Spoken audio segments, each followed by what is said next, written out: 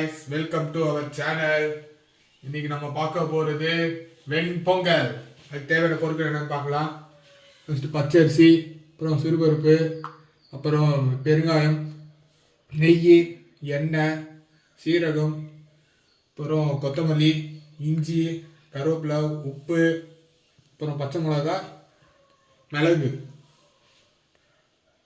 Okay, இப்போ நம்ம வந்து ஒரு அடுப்பில் பேனை வச்சு பருப்பு அரிசியெல்லாம் கட்டி வறுத்து போடலாம். வறுத்து போட்டால் இந்த டேஸ்ட் நல்லாயிருக்கும். நான் இங்கே வந்து ஒரு 3/4 கிளாஸ் பருப்பு எடுத்துருக்கேன். அரிசியும் பருப்பும் ஒரே கிளாஸ் கலந்துக்கோங்க. போட்டு ரொம்பலாம் வறுக்க வேண்டியதில்லை, ஓரளவுக்கு லைட்டாக வந்து ஓரளவுக்கு அந்த சூடானதுக்கப்புறம் அதை எடுத்துடலாம்.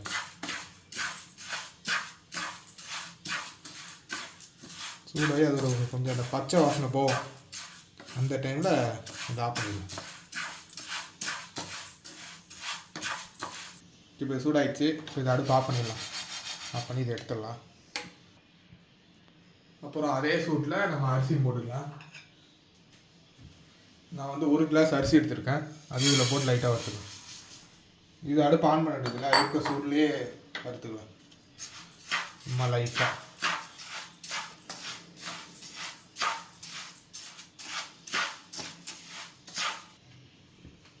ஓகே, இப்போ இதை ஆஃப் பண்ணிடலாம். சூடாகிடுச்சு. ஓகே, இப்போ நம்ம அரிசியை பருப்பையும் கழுவி எடுத்தாச்சு. இப்போ வந்து 1 கிளாஸுக்கு 3 கிளாஸ் தண்ணி ஊற்றலாம். இப்போ ஊற்றிடலாம். நான் வந்து இங்கே இப்போ நான் அதுக்கு வந்து 5.25 தண்ணி ஊற்றுறேன். அதுக்கு வந்து 1.25 கிளாஸ் தண்ணி எக்ஸ்ட்ரா ஊற்றுறேன் நான். இப்போ தான் நமக்கு அந்த லைட்டாக குழஞ்சி வரும்.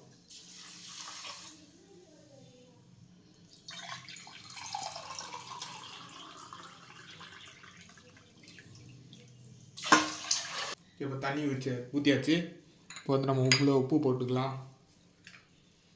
இங்கே வந்து 1 ஸ்பூன் உப்பு போடுறேன் நான். நெக்ஸ்ட்டு இங்கே சின்ன சின்னதாக வெட்டி வச்ச இஞ்சி, அது இப்போ கொஞ்சம் போட்டுக்கலாம். அப்புறம் தாழ்சு மிளகா கொஞ்சம் போட்டுக்கலாம். அப்புறம் 1 ஸ்பூன் நெய்,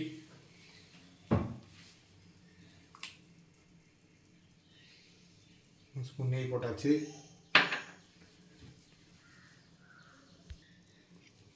அப்புறம் பெருங்காயம் கொஞ்சம் போட்டுக்கலாம் அதில்.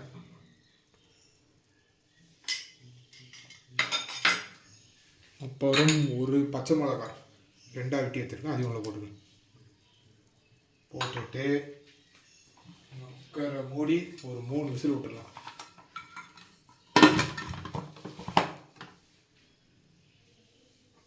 வீட்டு போட்டுடலாம். 3 விசில் வரட்டும். இது அப்புறம் பார்க்கலாம். A few moments later. Okay, இப்போ 3 விசில் வந்துருச்சு. 3 விசில் வந்து நம்ம 10 நிமிஷம் வச்சுட்டு இப்போ ஓப்பன் பண்ணிடலாம்.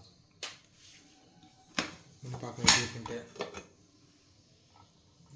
சூப்பராக வந்துருச்சு.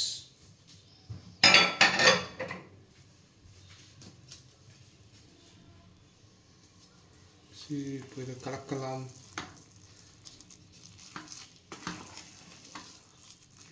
கரெக்டான பதத்தில் வந்துச்சு.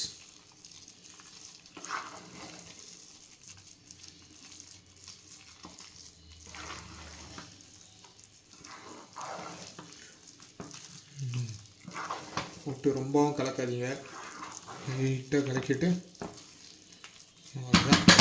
இது இப்போ ஓரமாக வச்சிடலாம். இப்போ அடுப்பில் இன்னொரு பேன் வச்சு நம்ம தால்சம் பண்ண ஆரம்பிச்சிடலாம். அடுப்பில் பேன் வச்சுட்டு நெய் ஊற்றிக்கலாம். 1 2 3 பெரிய ஸ்பூன் நெய் ஊற்றிட்டேன் நான்.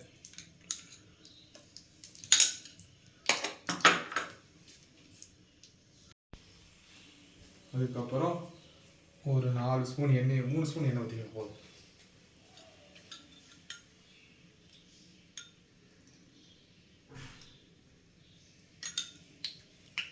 இதில் வந்து 1 ஸ்பூன் சீரகம் போட்டுக்கலாம்.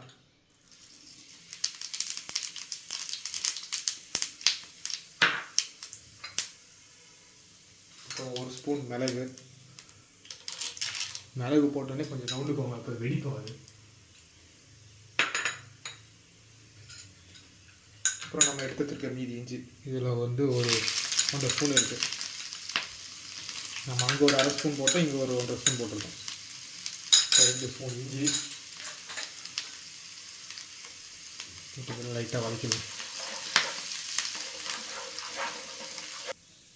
அப்புறம் இதில் கருவேப்பிலை போட்டுக்கலாம். ஒரு கை ஃபுல்லாக கருவேப்பிலை போட்டேன்.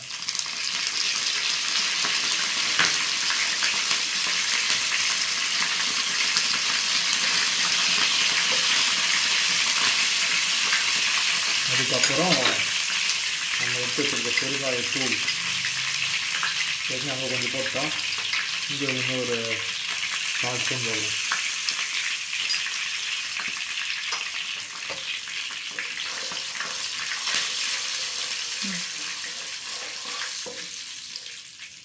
அதை அடுப்பு ஆஃப் பண்ணி அது பொங்கலோட சேர்த்துடலாம். அதை இப்போ இது பொங்கல் ஊற்றிடலாம். அதை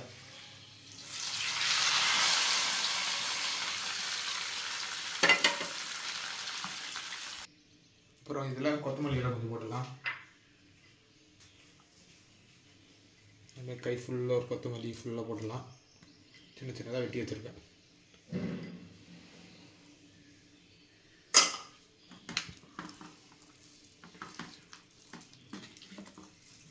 எல்லாத்தையும் நல்லா ஒரு வாட்டி கலக்கிட்டு நம்ம சர்வ் பண்ண ரெடி ஆகிடும்.